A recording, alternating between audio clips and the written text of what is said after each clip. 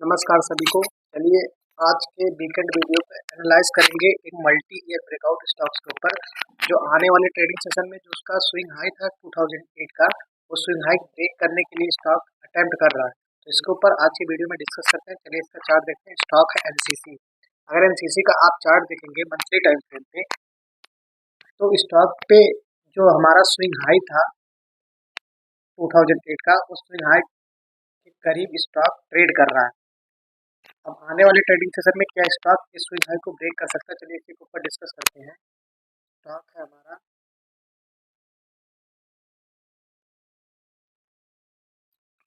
अगर आप एनसीसी का चार्ट देखेंगे मंथली टाइम फ्रेम पे, तो स्टॉक एक ऐसे रेजिस्टेंस के पास है जो मल्टी ईयर हाई का जो स्विंग हाई था उसके ऊपर स्टॉक अभी ब्रेकआउट दिया नहीं, बट ब्रेकआउट अटेम्प्ट कर रहा है।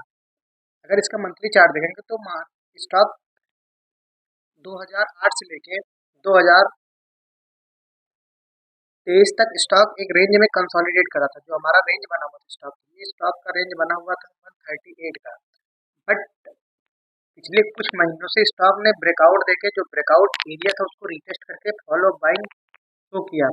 अब आने वाले ट्रेडिंग सेशन में इस स्टॉक में जो इसका ये सिंगल कैंडल का स्विंग हाई है, इंपॉर्टेंट रेजिस्टेंस जिसको बोलते हैं, आने वाले ट्रेडिंग सेशन में क्या इस स्विंग हाई को ब्रेक कर सकता है। अब इसके ऊपर डिस्कस करते हैं वीकली टाइम फ्रेम से। इससे कंफर्म हो जाए कि ये ब्रेकआउट होगा या ब्रेकआउट फेल होगा। अगर वीकली टाइम फ्रेम इसका ओपन करते हैं तो वीकली टाइम फ्रेम पे अभी भी स्टॉक रेजिस्टेंस के पास जा रहा, बट अगर स्टॉक यहाँ पे कुछ दिनों तक कंसोलिडेट करके ब्रेकआउट देगा, इस रेजिस्टेंस के बाद अगर स्टॉक कोई कंसोलिडेशन के साथ ब्रेकआउट देगा तो स्टॉक ब्रेकआउट कंफर्म करेगा। अगर डायरेक्ट ब्रेकआउट दे दिया तो स्टॉक्स में ट्रेडर ट्रैप हो सकते हैं, क्योंकि डायरेक्ट ब्रेकआउट देगा तो इस ब्रेकआउट को कोई कैचअप नहीं कर पाएगा। अब आने वाले ट्रेडिंग सेशन में इस स्टॉक्स में वॉच कर सकते हैं। अगर कंसोलिडेट किया रेजिस्टेंस के पास, अगर ब्रेकआउट फिर मिला तो फिर ये ब्रेकआउट एक सस्टेनेबल ब्रेकआउट स्टॉक के लिए होगा। अदरवाइज फिर अगर सॉलिड कैंडल के साथ एक सिंगल विदाउट कंसोलिडेशन के साथ ब्रेकआउट आया तो फिर ये ब्रेकआउट सस्टेन नहीं होना चाहिए इस स्टॉक में, क्योंकि ये प्राइस एक्शन में रूल है। अगर ब्रेकआउट होना किस प्रकार से, तो ये कंसोलिडेशन के साथ अगर रेजिस्टेंस के पास होगा तो ब्रेकआउट एक अच्छा ब्रेकआउट माना जाएगा। अब अगर आप वन डे के टाइम फ्रेम पे देखेंगे तो इसका एक टारगेट भी वो निकल के आ रहा है। उस लेवल पे जो टारगेट निकल के आएगा, जो हमारा एक पैटर्न बना हुआ था, इस पैटर्न का टारगेट भी आपको दिखाई देगा। जो पैटर्न हमारा है, left shoulder head, right shoulder, inverse head and shoulder, इसका रिटेस्ट कंफर्म हुआ था। और जिसका रेंज निकल के आ रहा है आने वाले ट्रेडिंग सेशन के लिए, वो रेंज हमारा इससे कैलकुलेट करके और फिट करेंगे तो स्टॉक अभी अपने टारगेट लेवल के पास है। इसमें प्रॉफिट बुकिंग भी आ सकती है, क्योंकि स्टॉक पैटर्न बेस्ड टारगेट के पास है। जो शॉर्ट टर्म स्विंग ट्रेडर होंगे वो प्रॉफिट बुक करते रहेंगे। अगर ये जो इसका पैटर्न बेस्ड टारगेट है, अगर ये टारगेट का ब्रेकआउट कंसोलिडेट हो रहा, बट आने वाले ट्रेडिंग सेशन में अगर इसका ब्रेकआउट आया तो फिर जो इसका स्विंग हाई था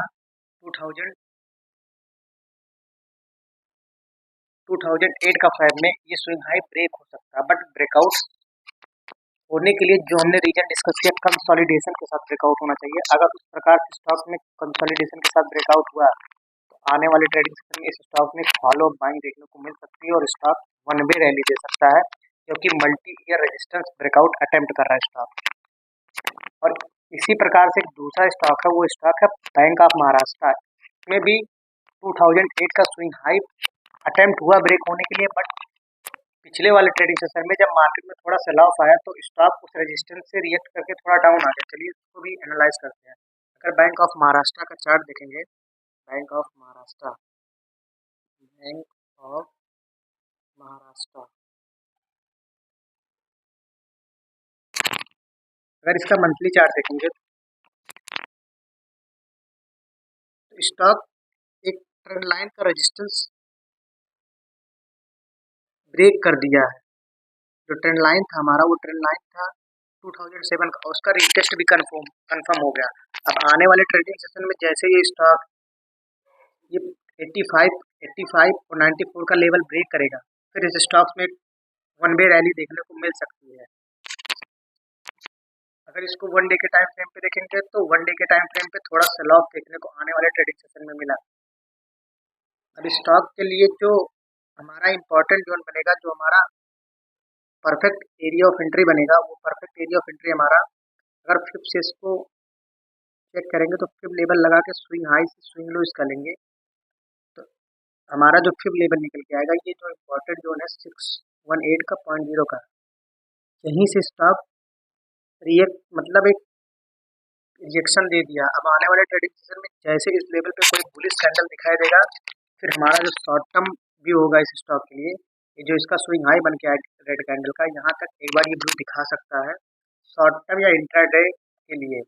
और ये जो हमारा परसेंटेज गेन होगा इस स्टॉक में, वो 12 से 13% का परसेंटेज गेन होगा। अगर इसको वीकली पे एनालाइज करेंगे तो वीकली पे भी रेजिस्टेंस ब्रेक करने के लिए स्टॉक को कंसोलिडेट करना पड़ेगा, बट स्टॉक अपने एक टारगेट के पास जाके स्टॉक थोड़ा रिबाउंड हो गया।